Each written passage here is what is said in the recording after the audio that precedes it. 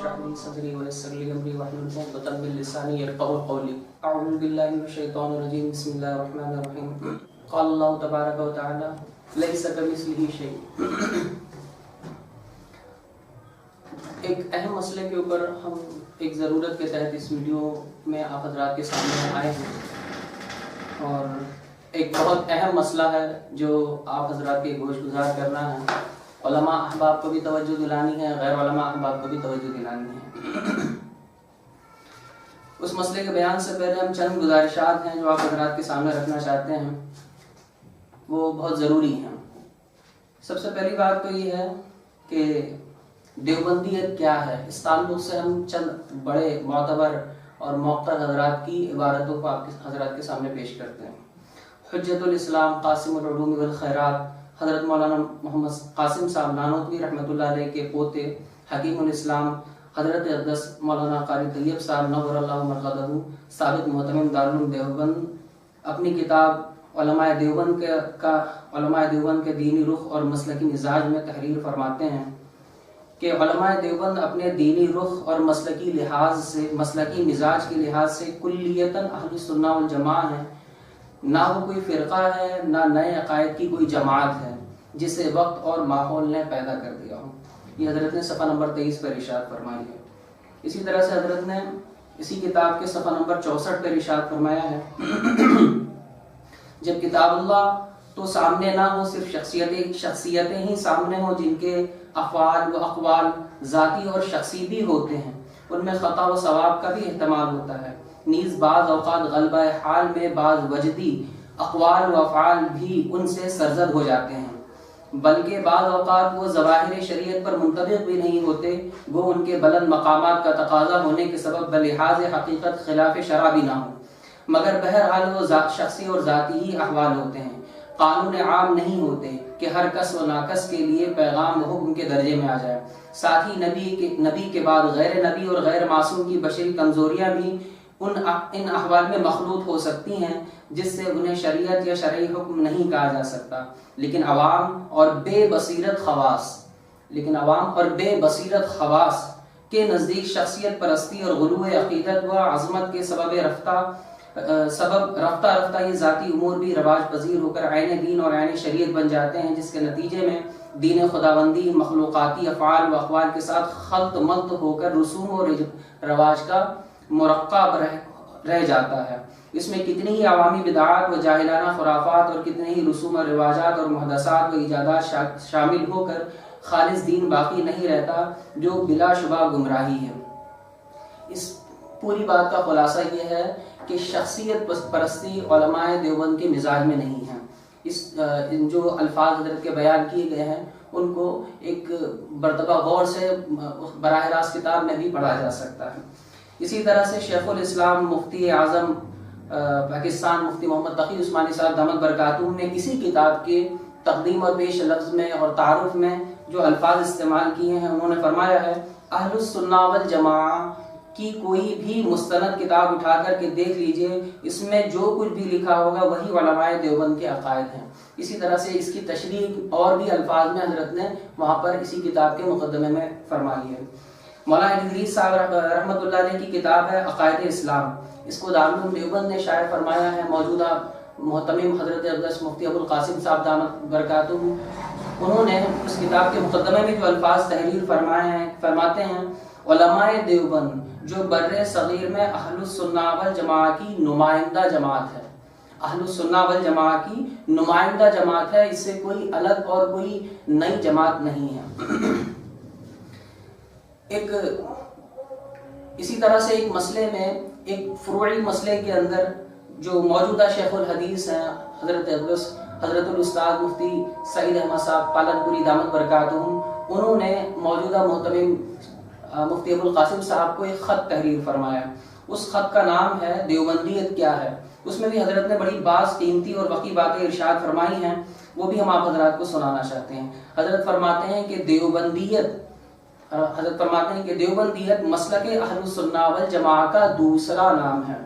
دونوں میں بقدر انملا یہ انگلیوں کے پروں کو کہتے ہیں بقدر انملا بھی فرق نہیں ہے۔ آگے فرماتے ہیں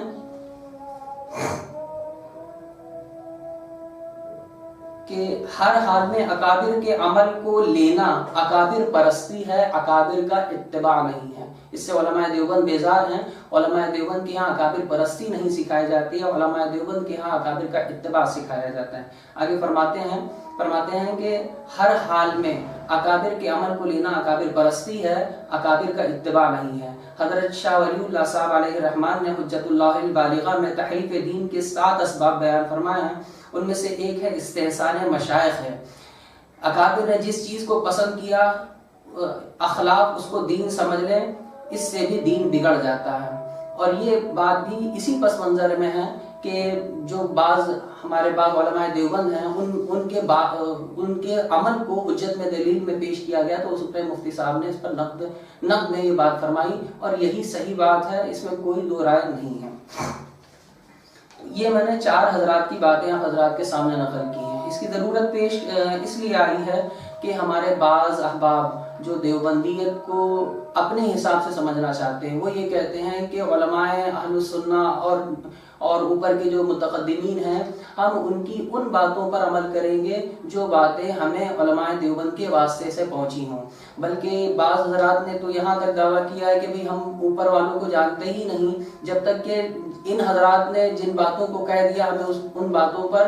مکمل اعتماد کر لے، نہیں میں عافیت ہے، اوپر والوں کی تعویل کی جائے گی اور ان حضرات کے اقوال کو آپ ثابت کرتے رہیں۔ یہ سب باتیں کہنے والے کوئی غیر علماء نہیں، کوئی نابالغ بچے نہیں، یہ وہ حضرات ہیں جو میدان عمل میں ماشاءاللہ بڑے بڑے کام انجام دے رہے ہیں۔ میں نے آپ حضرات کے سامنے یہ سب باتیں بیان کی ہیں جن علماء کرام میں جو موجودہ معتبر علماء کرام ہیں، دارالعلوم کے موجودہ شیخ الحدیث، دارالعلوم کے محتمم اور حضرت اقدس مفتی صاحب، حضرت مولانا قاری طیب صاحب رحمۃ اللہ علیہ، ان حضرات کے اقوال کو میں نے آپ حضرات کے سامنے رکھا، جو صاف صاف فرماتے ہیں کہ دیوبندیت کسی نئی تحقیق، نئی تشریح کا نام نہیں ہے۔ پوری کتاب حضرت قاری طیب صاحب رحمۃ اللہ علیہ کی اسی پر مبنی ہے کہ یہ کسی نئی پید کا نام نہیں، نو پید یا نئی فکر و سوچ کا نام نہیں ہے جس کو وقت اور حالات نے پیدا کر دیا۔ یہ باتیں بتانا بہت ضروری تھیں، اس لیے کہ ہم جس بات کے اوپر نقد کرنا چاہتے ہیں وہ ہمارے بعض بڑوں سے منقول ہے۔ وہ بڑے ہیں، سناخوں پر ہیں، لیکن جو بات ان کی کسی دلیل سے ثابت نہیں ہو سکتی ہے، اب ہم اس کی بھی تعویل کرنے میں لگ جائیں اور اس کی وجہ سے ایک مسئلے کو یا عقیدے کو یا اجماع کو چھوڑ بیٹھیں، یہ بات نہ ہمارے اکابر نے سکھائی ہے، نہ اصاغر کا یہ شیوا ہمارے ہاں۔ سوال یہ ہے کہ بات یہ ہے، مسئلہ جو ہم آپ سے بتانا چاہتے ہیں وہ یہ ہے کہ بعض حضرات یہ کہہ رہے ہیں کہ اہل السنہ والجماعہ یا علماء دیوبند کا عقیدہ یہ ہے کہ اللہ ہر جگہ موجود ہے۔ بعض حضرات یہ کہتے ہیں کہ اللہ ہر جگہ ہے یا اللہ ہر جگہ موجود ہے۔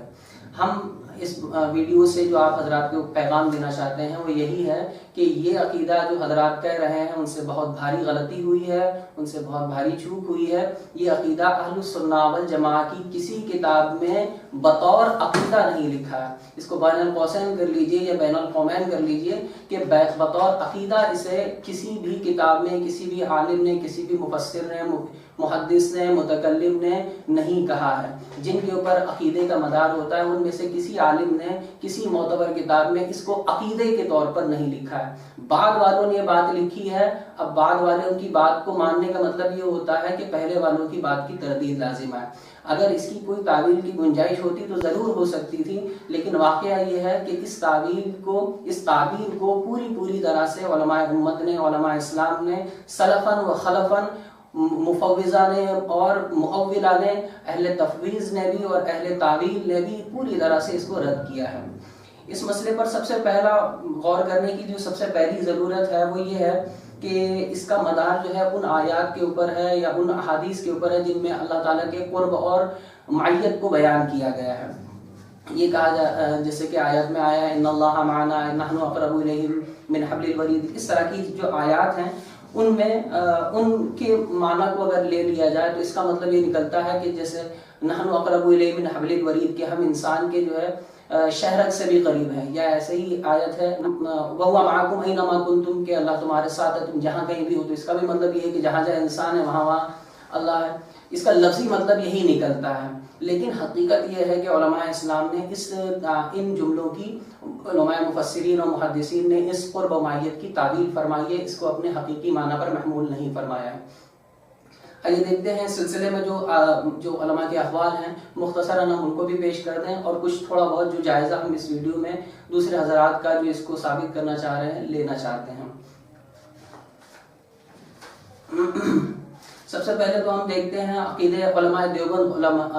عقیدے کے لحاظ سے ماتوریدی ہیں، ابو منصور ماتوریدی رحمۃ اللہ علیہ کے متبعین ہیں۔ ان کی کتابیں جو مختلف بہت ساری کتابیں ہیں، ان کی تفسیر ہے تعویلات تو اہل سنہ، اسی طرح سے ان کی کتابیں کتاب التوحید، انہوں نے بے شمار جگہ ان کتابوں کے اندر تفسیر میں اور مسئلے کو بیان کرنے میں یہ بات لکھی ہے کہ اللہ ہر جگہ موجود ہے۔ یہ کہنا اہل السنہ والجماعہ کا عقیدہ نہیں ہے، معتزلہ اور جہمیہ جیسے عقیدوں کہنے والوں کا عقیدہ ہے۔ انہوں نے وَهُوَ مَعَكُمْ أَيْنَمَا كُنتُمْ کی تفسیر میں ارشاد فرمایا ہے عَالِمٌ بِكُمْ وَبِأَفْعَالِكُمْ، یہ نہیں کہا کہ وہ تمہارے ساتھ ہے، یہ تمہاری ذات کے ساتھ ہے۔ اور بھی وضاحت کے ساتھ اور بھی عبارتیں ہیں، ہم نے یہاں پر ایک لفظ نقل کر دیا۔ اس کا مطلب یہ ہے کہ عَالِمٌ بِكُمْ وَبِأَفْعَالِكُمْ، اللہ تعالیٰ تمہارے کاموں کو جاننے والا ہے، تم کو جاننے والا ہے، تمہارے کاموں کو جاننے والا ہے۔ ہمارے بعض حضرات اس سے استدلال کر رہے ہیں کہ ہوا ذات کے لیے آتا ہے وغیرہ وغیرہ، تو دیکھیے یہ ذات کے معنی اگر یہاں پر ہوتے تو وہ یہ تفسیر نہ کرتے، کوئی اور تفسیر کرتے۔ حضرت مولانا الیاس گمان صاحب دامت برکاتہم، جو علماء اس وقت موجودہ علماء میں سے بہت بڑے عالم ہیں اور بہت سارا دین کا کام اللہ تعالیٰ نے ان کے واسطے سے ان کے شاگردوں کے ذریعے سے لیا ہے اور لے رہا ہے۔ اللہ تعالیٰ ان کی عمر میں برکت عطا فرمائے، ان کے کاموں میں اور وسعت اور چار چاند لگائے۔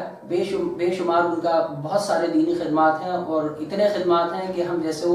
کو تو ان کی خدمات کے سامنے سر جھک جاتا ہے، اس میں کوئی دو رائے نہیں ہے۔ وہ ایک بہت بڑے دینی تحریک کے بانی مبانی ہیں، لیکن حقیقت جو ہے وہ صاف کہنے میں کوئی حرج نہیں ہے کہ حضرت مولانا سے اس مسئلے میں صاف سری چوک ہو رہی ہے۔ مولانا کے بے شمار آڈیوز، ویڈیوز اور کتابیں جو تحریرات ہیں، انہوں نے ان میں ان مسئلے کو مولانا نے یہ ثابت کرنا چاہا ہے کہ اللہ ہر جگہ موجود ہے اور اس کے اوپر دلائل قائم کرنا چاہے ہیں۔ تو حقیقت یہ ہے کہ اہل السنہ والجماعہ کا عقیدہ نہیں ہے۔ حضرت مولانا کو اس مسئلے پر خاص توجہ دینے کی ضرورت ہے۔ یہاں انہوں نے ایک جگہ پر ایک ویڈیو میں نے ان کے بہت سارے سنے، میں نے سوچا شاید میں کہیں سے سمجھ نہ پا رہا ہوں، لیکن بہت ساری جگہ ایسی ہیں جہاں وہ صاف اس مسئلے کی تائید کر رہے ہیں۔ وہ دونوں باتیں کہتے ہیں کہ اللہ مکان سے پاک ہے، پھر کہتے ہیں کہ اللہ ہر جگہ موجود ہے۔ یہ دونوں باتیں ہیں۔ اور ایک جگہ انہوں نے یہ بیان کیا ہے، مثال کے طور پر یہاں میں عرض کروں، ایک جگہ انہوں نے کہا ہے وَهُوَ مَعَكُمْ أَيْنَمَا كُنتُمْ کا سیدھا سا مطلب یہ ہے کہ اللہ کی ذات تمہارے ساتھ ہے۔ اب بعض لوگ اس کا ترجمہ غیر مقلدوں والا کرتے ہیں کہ اللہ تعالیٰ علماً و قدرتاً تمہارے ساتھ ہیں۔ اس طرح کے بہت سارے ان کے الفاظ ہیں جو اس بات کو ثابت کرتے ہیں کہ یہ معیت اور قرب کا معنوی ہونا یہ غیر مقلدوں کا عقیدہ ہے۔ دیکھیے میں نے ابھی آپ کے سامنے پڑھا ہے، یہ امام ماتوریدی رحمۃ اللہ علیہ ہیں، یہ بھی وہی معنی بیان فرما رہے ہیں جو حضرت مولانا غیر مقلدوں کی طرف منسوب کر رہے ہیں۔ تو حقیقت یہ ہے کہ معیت اور قرب معنوی ہے، یہ اہل السنہ والجماعہ کا عقیدہ ہے، یہ غیر مقلدوں کا عقیدہ ہی نہیں ہے۔ اسی طرح سے امام احمد بن حنبل رحمۃ اللہ علیہ جس طرح سے ایک فقہی مسلک کے امام ہیں، اسی طرح سے وہ ایک عقیدے کے مسلک کے بھی امام ہیں۔ انہوں نے اپنی کتاب میں اپنی بے شمار کتابوں ان کے حوالوں سے بہت ساری باتیں نقل کی گئی ہیں۔ اپنی کتاب ہے الرد علی الجہمیہ، اس میں بھی بے شمار جگہ اس